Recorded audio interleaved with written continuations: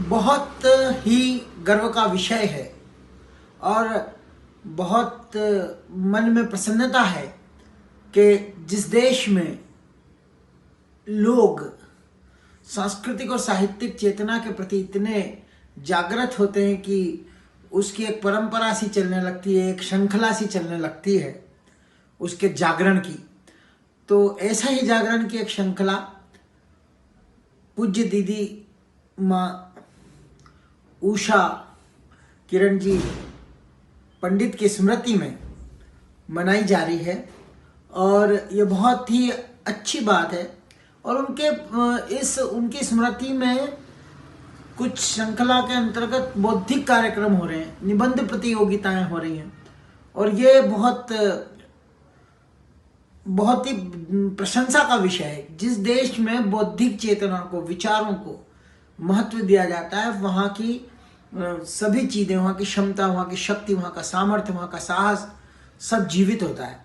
और क्योंकि उषा किरण पंडित जी जो माता दीदी माँ जो थी, वो खुद एक बहुत समर्पित, बहुत अच्छी साहित्यकार, संस्कृत की अच्छी ज्ञाता और विद्वान थी और दृढ़ निश्चयी थी बहुत। वो जो दृढ़ निश्चय कर लेती थी तो उनको भी वो पूरा करती थी।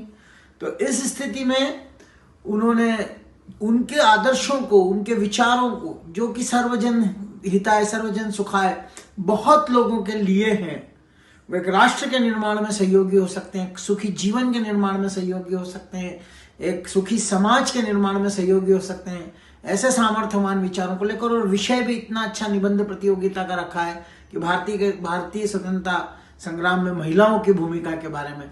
तो एक बिल्कुल आधी आबादी को महत्व देने का ये जो काम इस समिति के द्वारा किया जा रहा है, मैं उसके लिए इस समिति का पूरे समाज और पूरे राष्ट्र, पूरे देश की तरफ से आभार व्यक्त करता हूँ। ये बहुत अच्छा अवसर है और हमें यथोचित सहयोग जो हम कर सकते हैं इस पुण्य यज्ञ में करना चाहिए।